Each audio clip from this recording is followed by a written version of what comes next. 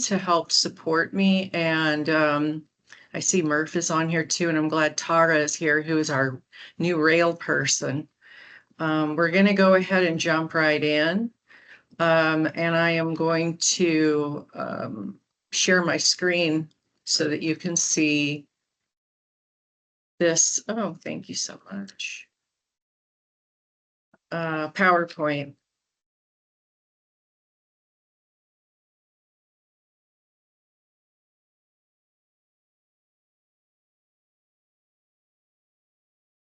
Can you all see that? Yes. Awesome. Okay, so we're recording this, and good afternoon, everyone. And this is going to be our third FAC meeting.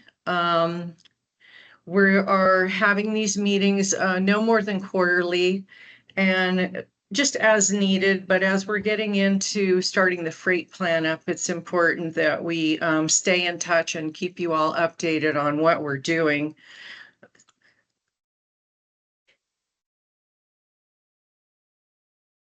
So I sent the agenda out earlier with the email to let you know what we were going to be talking about. And we do have two special guests. They're presenting together, Christina Cafaro and Ginny Shung. And that just this past May, they had a presentation or a capstone they submitted to MIT called Truck Stops as Critical Infrastructure, Enhancing Resilience and Driver Safety in Times of Crisis. So they're going to be presenting a shortened down version of their findings, and then we're going to have some Q&A on this topic and collect some feedback from you all. And then we're just going to cover some of the things that are going to be going on with the 2026 freight plan update.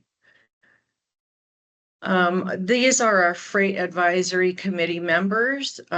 We have representatives from a cross-section, our freight industry partners, our MPOs, the logistics industry, our Nevada Mining Association and Nevada Trucking Association industries important to Nevada, as well as the truck stop industry and UNR.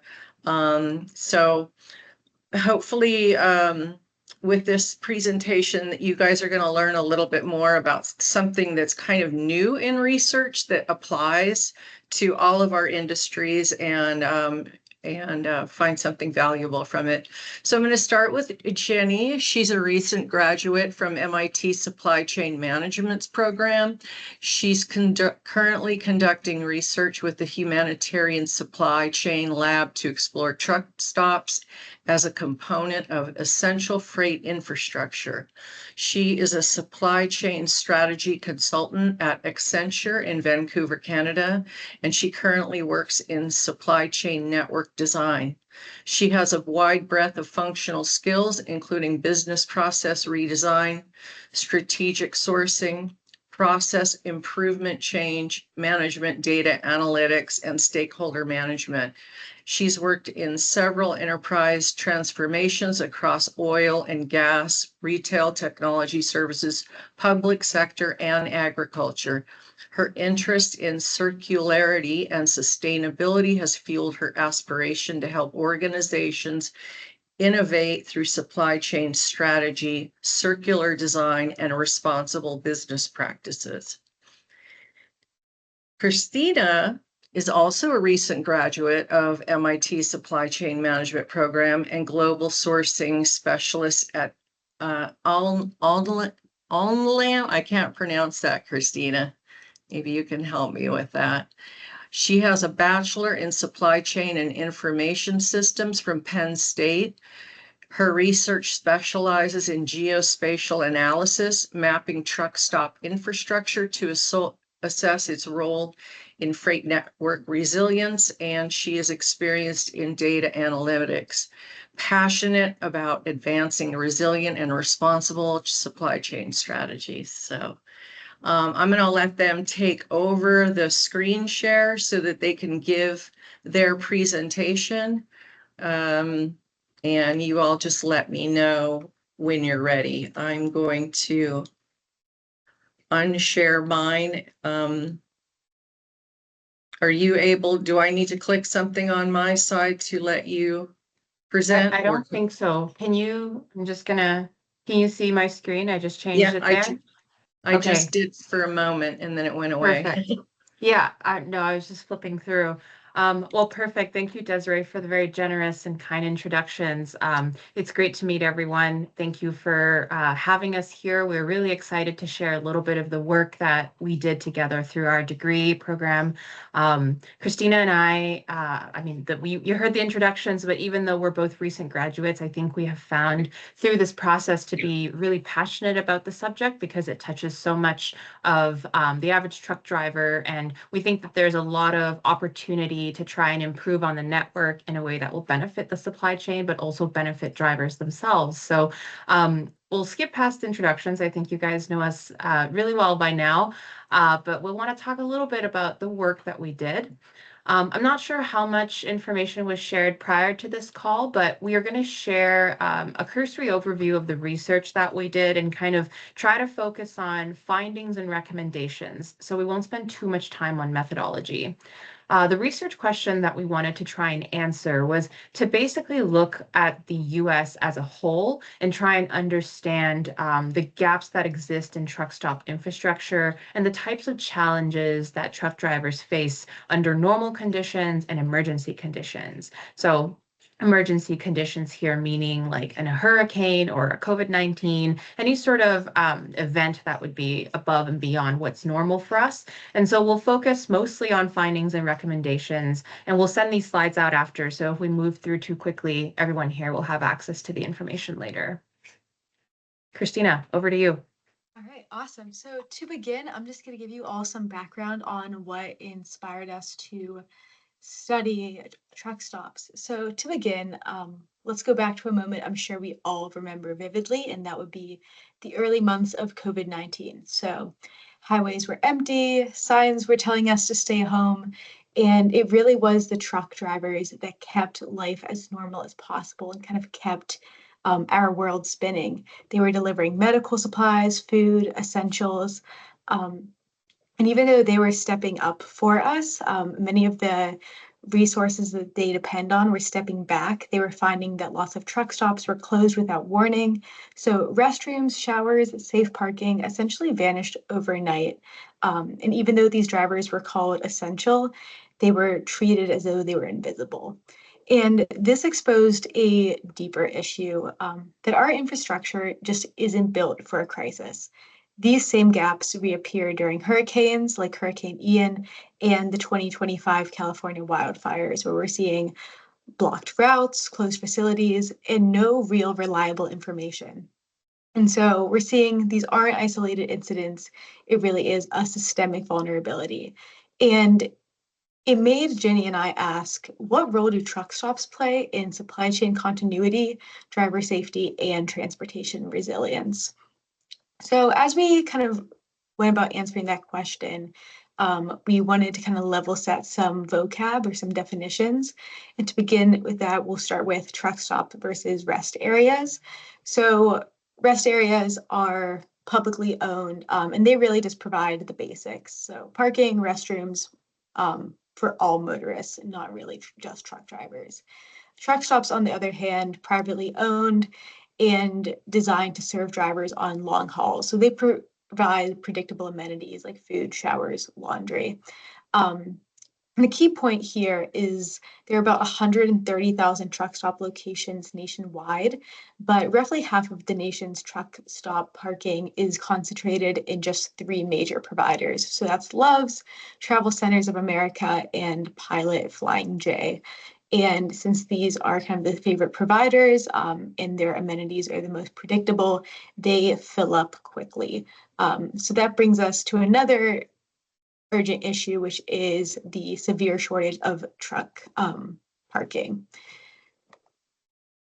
So the U.S. Department of Transportation reported that over half of states are facing parking shortages, especially at rest areas, which are funded by the government, which forces drivers to park in unsafe places. I'm sure we've all seen trucks parked on the shoulder of a highway, not because they want to at all, but because they have to.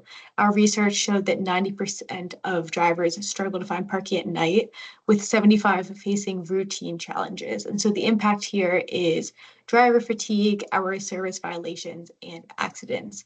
So more than just a logistics or supply chain issue, it's really a humanitarian issue and a public safety issue. And now Ginny's going to explain a little bit more about our research. Perfect. So the research question that we wanted to address, we shared at the top of this call, but we'll focus a little bit on how we did that. We had 3 methods that we took, and it kind of created this unique approach to a problem that's not yet really been explored in academic research. And it involved using spatial analysis, which is the use of spatial data overlaid on top of maps to see visually where are the truck stops and where are the roads and how do they intersect. We used a machine learning method called topic modeling, which looks at a very large body of truck stop reviews to try and understand the themes of what drivers cared about across different periods of time. And then we also used interviews to add richness to the things we saw in the data. And so if anyone's interested, we do have our maps and our data available at this link, which you guys will have after once we send this out. So let's turn it over to the findings. Yeah, so here we found that parking isn't just uneven, it's missing where it is needed most critically. So what we did was that we took the National Risk Index from FEMA. It's an index that maps counties based on their risk of 1, natural disasters, but 2, the social resilience, community resilience of can they bounce back from those disasters, or how much would they need to outsource support. And then from there, we overlaid that view with the national freight routes and the top 3 truck stop providers and the National Highway Service truck rest stops. And we found that 29% of these counties have no public rest area or major truck stops. And so kind of at first glance, what we would have expected is maybe those are some more of the rural counties, but in fact, we found it was counties like in San Francisco, Austin, Texas, New York, and many in Florida. And if we go to the next slide here, we also saw that it's not just about how much parking we have, but where we have it. So regions like the Pacific and Mountain West have the lowest parking density. So when we looked at the square mileage of the high-risk counties and then the number of parking spaces from those truck stop providers I mentioned, the Pacific was the lowest. And so this can translate into longer search times, higher safety risks, and then weaker resilience during emergencies. And so a little bit of the irony is that when disasters hit, it's often these low density, high risk areas that are least prepared to support the drivers that we really depend on. And now I just want to kind of take a closer look at Nevada. So this is a look into the National Risk Index for Nevada, and I'll just kind of walk us through this briefly. So in Clark County, we have about 2.2 million people and nearly a 400 billion building value, which are at risk. And here hazards are earthquakes, floods, and extreme heat. Clark also scores very high on social vulnerability and very low on resilience, which means that disruptions here can hit harder and recovery could take longer. And then Washoe County is smaller, but still very significant, 500,000 residents, and the risks here are droughts and winter storms. So together, Clark and Washoe County, they account for about $500 million in an expected annual loss from hazards. So we have a combination here of high exposure, high vulnerability, and low resilience, which can make reliable truck parking in these counties especially critical. And now we're just gonna go to the next slide here and talk a little bit more about the transportation. So Nevada's truck stop network aligns closely with 2 critical freight corridors. So we have the I-15 through Las Vegas and then I-80 through Reno. And Ginny and I, we are not from Nevada, but we were able to realize pretty quickly that these aren't just state highways. They are really national arteries that link Southern California to the Mountain West and then California to the Midwest. So here disruptions are going to ripple across the United States supply chain. The Clark and Washoe counties are really anchors to these routes, and so resilience is especially important. And now I'm going to pass it off to Jenny, where she's going to talk a little bit more about the topic modeling. Thanks, Christina. So to supplement this, we wanted to try and understand what drivers cared about across dimensions of time, geography, and risk exposure.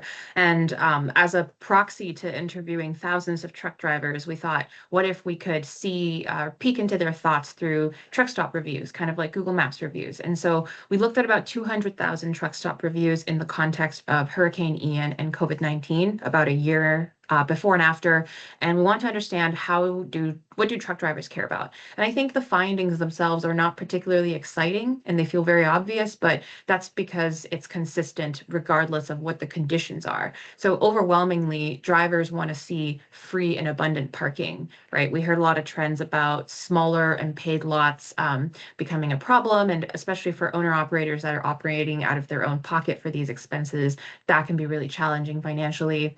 Drivers want to see food optionality, they want to have hot meals, and there's a lot of discussion about the cleanliness and usability of restroom facilities, particularly around how quality the showers were. So I think all of this speaks to what we would know anecdotally and what we might experience talking to truck drivers, but it was good to have this rooted in a large sample size and actually across the dimensions of time and risk. When we talked about our interviews, as I mentioned, this was intended to add richness. And so what we really saw was a series of anecdotes that, made it really, brought it to life what the drivers were truly dealing with on the ground. And so lots of discussion about the rising inaccessibility of parking, where some drivers were, getting towed or being forced to pay excessive fines due to predatory towing or parking practices. Some people described if they were trucking loads for FEMA or the Red Cross, having really a lot of uncertainty when an emergency occurred. So not really being sure whether they'd have enough time to eat or have a place to stop or having drinkable water, which all comes back to a feeling of there's a lack of human dignity built into some of these policies that are governing truck drivers and their workday. And so when we combine all of these findings, we have a few takeaways that we think are important here. First of all, being that there's a lack of consistency in the offerings across truck stops or across various rest areas. And I think that speaks to downstream impacts to what a driver has to deal with under normal conditions, but then also when it's an emergency, which exacerbates everything. And so when we place on top of that these hours of service restrictions, which force them to stop, but they don't require there's actually a safe place to stop.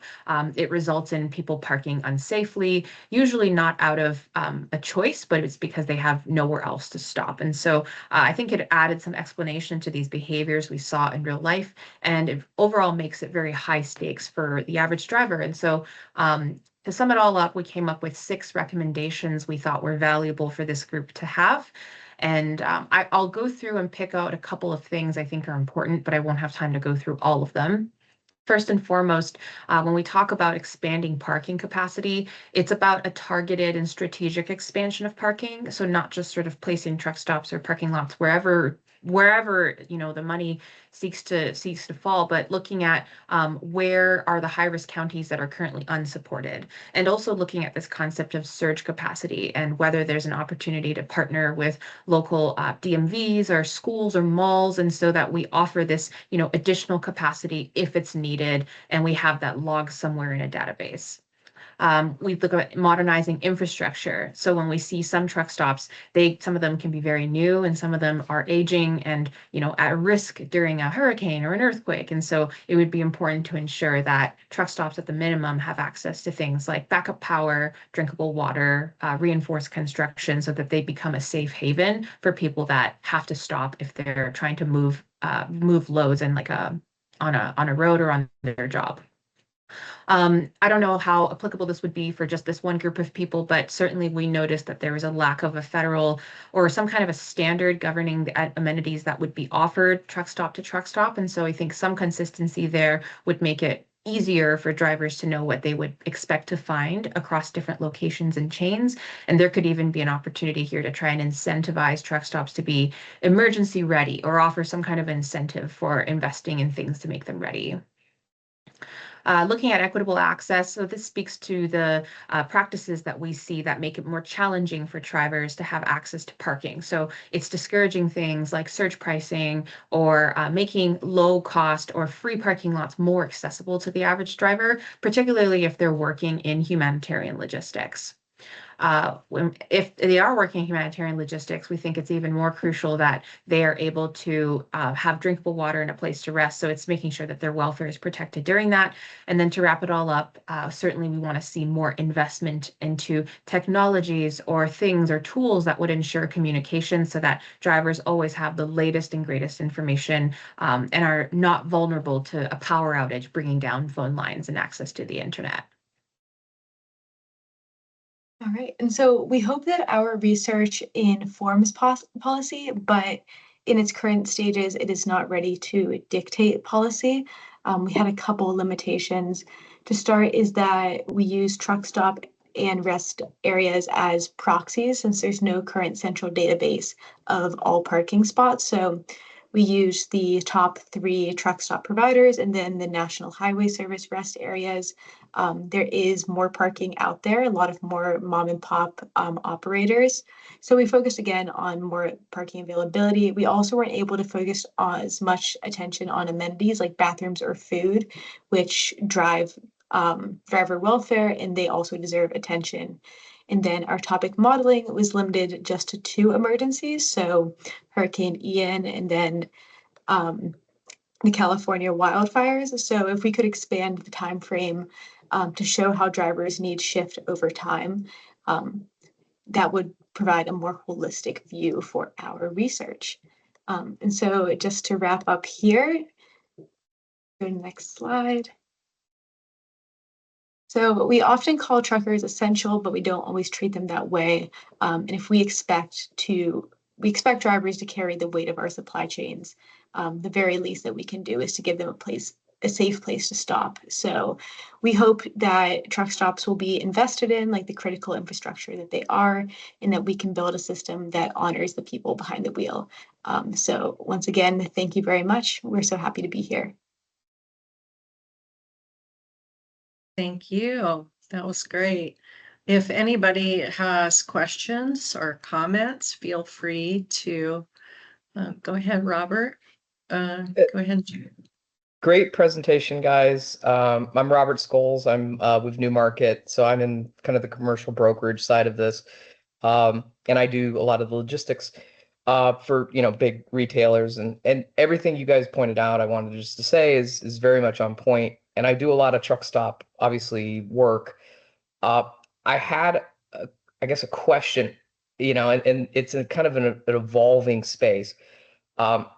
With your guys' research focused, obviously a couple years down the, in the past, was there any expectation of what iOS or are you guys staying on top of what's becoming industrial outdoor storage and kind of the trend with that? There's a lot of private equity money coming in and that's specifically coming in to kind of do equipment parking, semi-truck parking, stuff like that. I just wanted to see if you guys had researched that.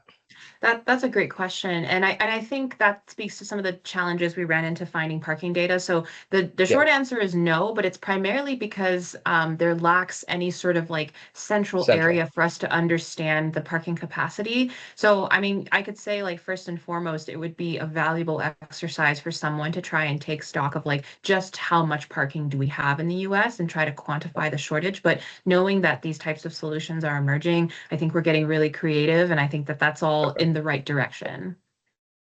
Okay. Yeah, and I was just curious, so if that had been a consideration. I think it definitely reinforces this first piece we talk about expanding parking capacity, and clearly the market is responding to it, and that's, I think, a great sign. Okay. Awesome. Does anybody else have any questions? Okay, so we have some interactive activities And I want to see if I'm sharing the right screen. We have some interactive questions to gather your input on this menti.com, and you can do it on your phone with the QR code, or you can go to menti.com and you can enter that code, and it will stay on each of the slides as we go through. So I'll give you all a moment to get ready to do that, and then we'll move on to the first question. So the first question is, why do you think truck stops are often left out of the definition of critical infrastructure? And this is just a word cloud to just get people to kind of think about it. This is sort of a new idea that truck stops are critical infrastructure. So it's somewhat because it's never been put that way before.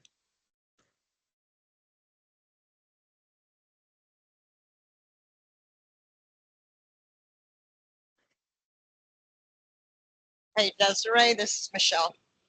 Yeah. I am driving, so I can't really do this Okay. part of it. So if there's something you need, just holler at me. Okay. Thanks. And I believe that there's a chat feature in this Mentimeter or comment on your end. So if you see something that you want to add in addition, and you know, we have a couple of these questions are word clouds, but there's one that's a ranking. And if you see something that's not on there that should be on there, that comment section gives you the opportunity to fill in what you want. So we got a lot of good responses there, viewed as a private business, private sector issue, lack of sites, afterthought in planning, not in my backyard is a big one. And that's a big part of the educational piece, trying to bring this down to the local level. You know, sometimes when we think of going to the airport, you know, everybody's in a contained, nobody should be in there unless they've shown ID and are authorized to be in there. And sometimes when you're moving expensive cargo, maybe that's how cargo should be thought of too. Air cargo is thought of that way, but not freight on the highway. So it definitely should be more secure to protect our supply chain. So misconception. Yeah. So these are all really good. I'm going to move on to the next one. Oh, Jenny, you had your hand up? Yeah, I wanted to add something here because something that we didn't talk about in our presentation, but was surprising, at least for me, was how much of a role I think zoning laws can play into the truck stop development, and it results in sort of a lack of parking as a result. I understand there's always this conflicting sense of values, and like when I saw the NIMBYism, and that was probably a part of our recommendation we didn't really get to explore, but I think that's a really valuable add. Yeah. Robert, did you have an? Yeah, just to add to your thought, I deal with that a lot. A lot of my clients deal with what we find is being the issue, Jenny, is the municipalities look at outdoor storage, and that's kind of what trucks and all this kind of equipment get labeled under. And what we've seen on kind of a national level of kind of looking at a lot of municipalities, and I have all of that. I have about 300 municipalities and their rules on outdoor storage, which I'm happy to share with you. Um, we're seeing that the governmental zoning laws aren't keeping up, and that's kind of something we see every day is, we're not storing junk cars, we're storing, just normal cars. But the way the zoning laws were written, in the 80s and 90s, everything is salvage yard. So everything defaults to Definitely. salvage yard. And then that's when the NIMBY issue comes in, because your only zoning is salvage yard. And that's how it gets blasted out to the community, even though For you're parking sure. trucks or something clean on the site. Without a doubt, yeah. And I'll make one more point and we can move on here. Like when we were writing our paper, we just a cursory Google search at looking at like truck stop development in the last like 10, 20 years. There's so many cases of like truck stops or truck stop operators trying to develop, and then they go through, several rounds of legal battles at all levels of government, and it doesn't end up going anywhere. And it usually revolves around sort of these zoning laws not really changing and keeping up. So I absolutely resonate with that. Yeah. That's good. That's interesting information. Okay, let's go on to this next one here.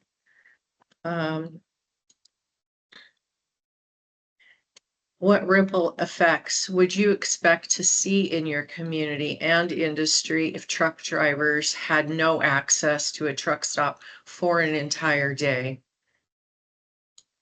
And if you can't answer right now, this Menti poll will be open for the next 7 days. If you have a thought later that you want to come back, because we are gonna pull this data down and use it for building out part of in our freight plan. We do have to do a truck parking assessment, and we do have to talk about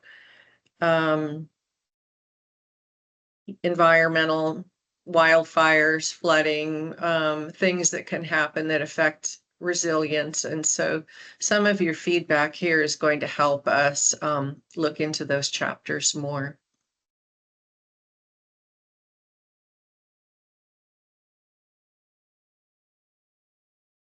So we have product spoilage, higher driver shortage, fuel shortages, yes. Parking at large stores, community hygiene impact, that's a big one. Route changes, fatigue, supply chain delays. I don't know if I said that one already. Truck driver safety, yes. Drivers exposed to risk, that's an important one. A lot of the truck parking conversations started because of Jason Rivenberg's murder. But there's been a lot of other drivers who've also, they're exposed to risk every day when they park.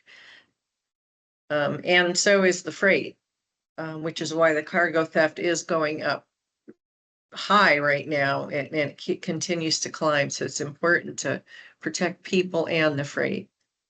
Okay, awesome. Thank you for a lot of really good responses on that one.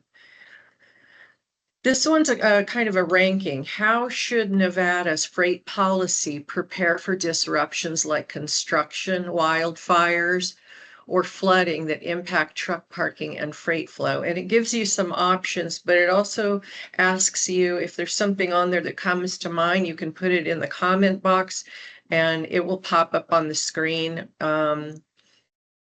It's supposed to pop up on the screen. And it gives you a live chat if you just want to comment on something.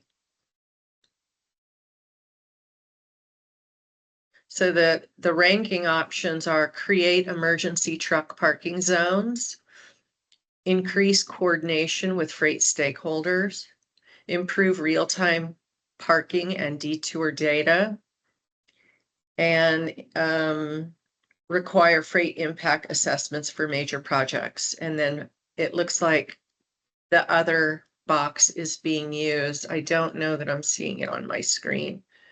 I'm not sure if anyone else is.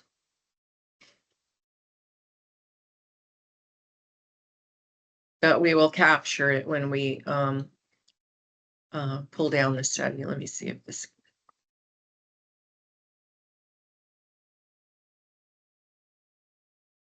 Okay.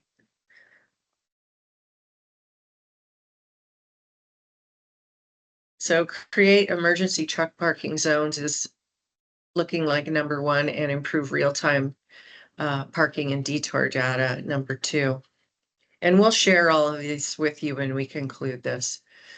So if there's anything that's still left unclear from this presentation, you're welcome to put something in, just type something in if you felt like this kind of missed the mark, or there's something more you would like to know about.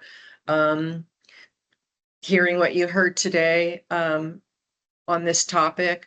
When I first saw this presentation, the thing that stuck out to me was when they initially were talking about hurricane zones and FEMA related incidents from natural disasters. Of course, we naturally think of the Gulf and we think of the East Coast.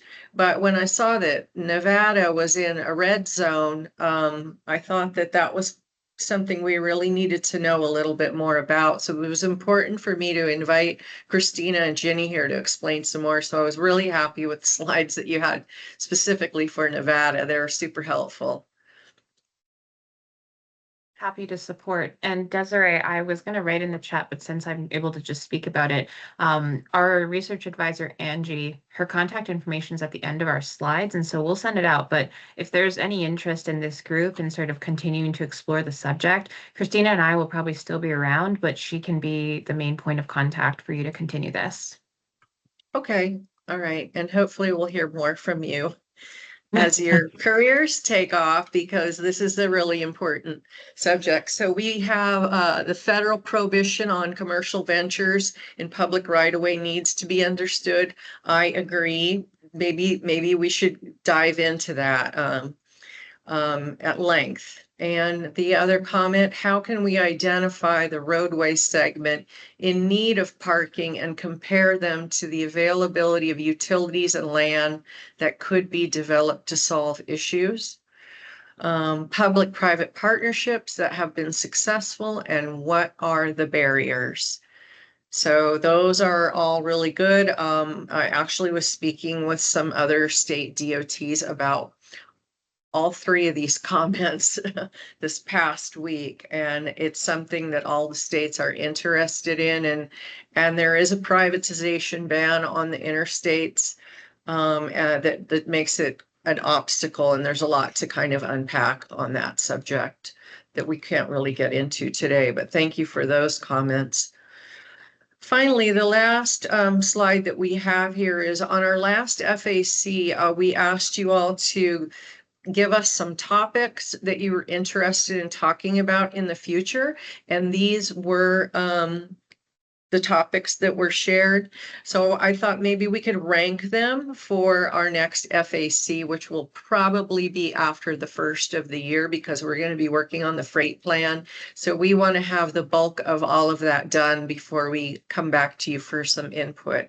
And so the topics listed, those that are listening and can't see the screen: future developments and freight generation sites, brainstorming for emergency truck parking locations, coordinating freight in long-range planning, freight planning best practices from peer states, and then again, the comment box is available if there's something that you want to say that is not listed there.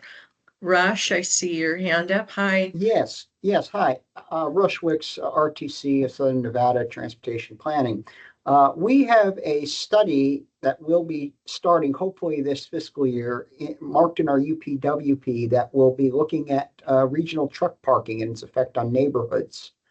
And that is something that's going to be evolving as we go forward, because we certainly recognize what the research has been saying, both from NDOT and the presentation here, that Clark County has a shortage of parking spaces, and we need to find a balance between the needs of commercial truckers as well as the communities in which they are serving, and sometimes parking out of lack of any other options.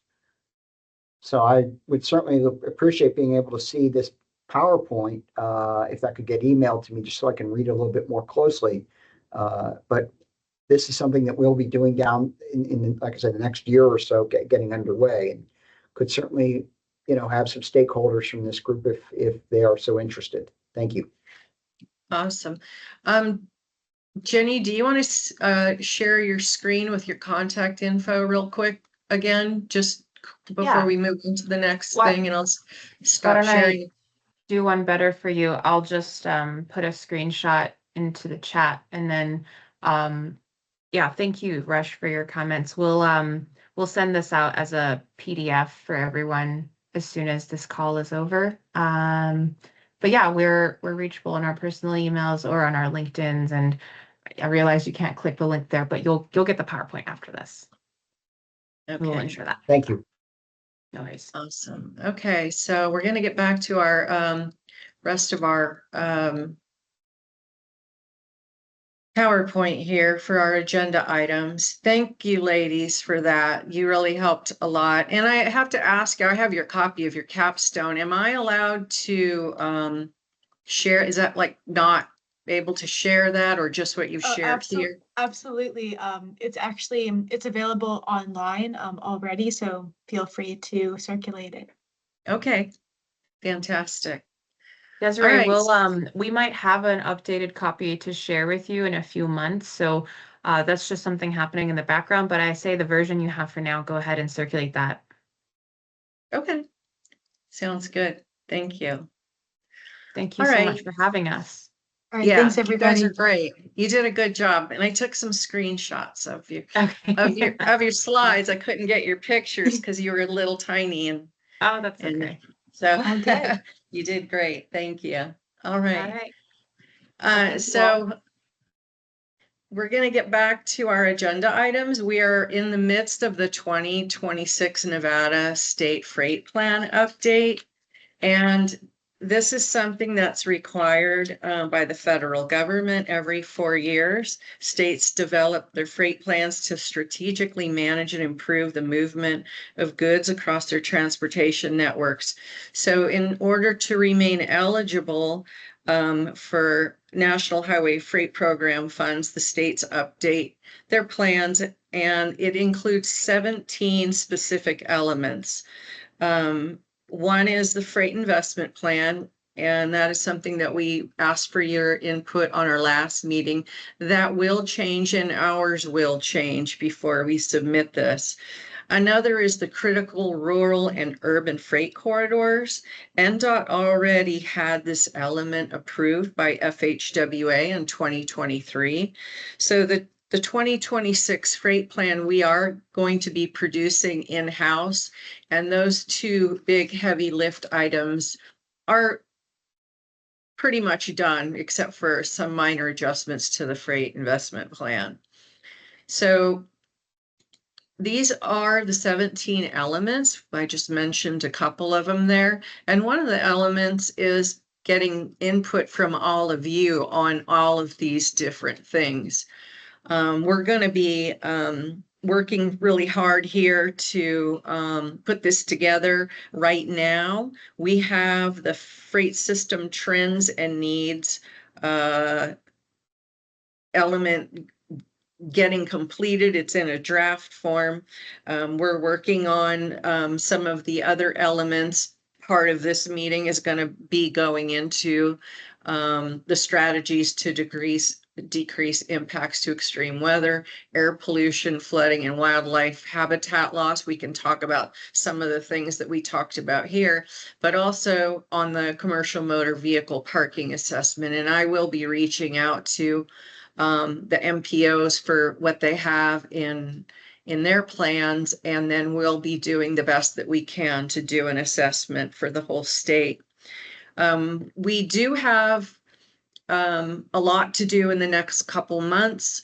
If you see something on this list that you really want to have, input, on, you can send me an email to make sure that we've touched on it.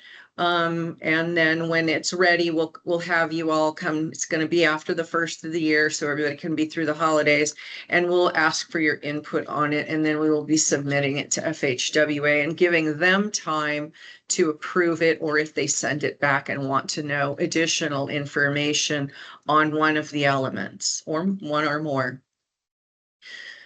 The freight plan vision and goals establish a competitive advantage by creating a crossroads of national commerce within a multimodal system, a superior safety, condition, and performance.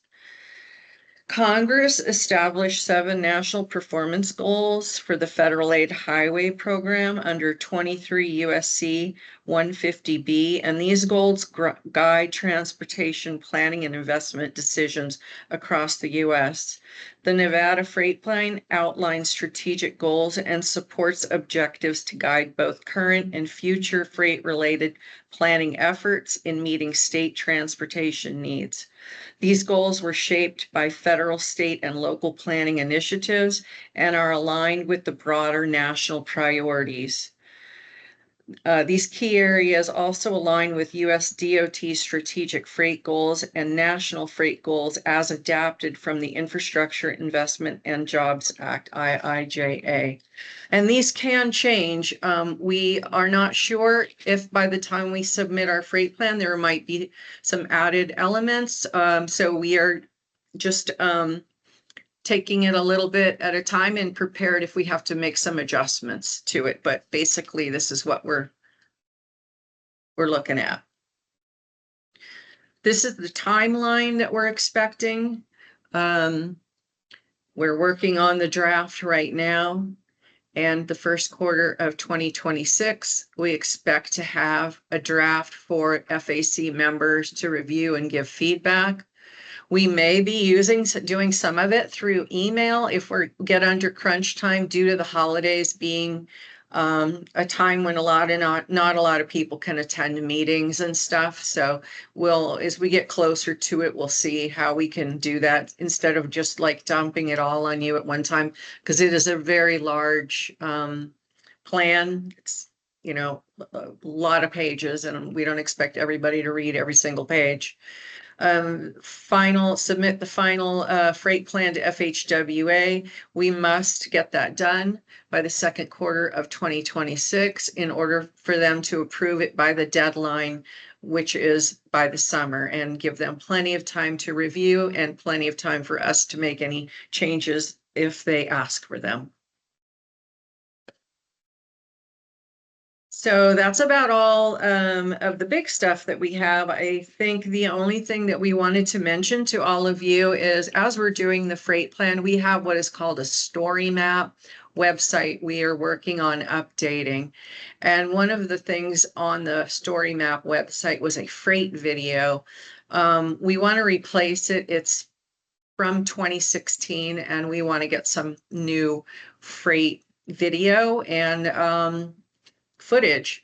But in order to do that, we need to have permissions to film at certain locations. We do not have a budget to get special permissions. The last video was, very fancy.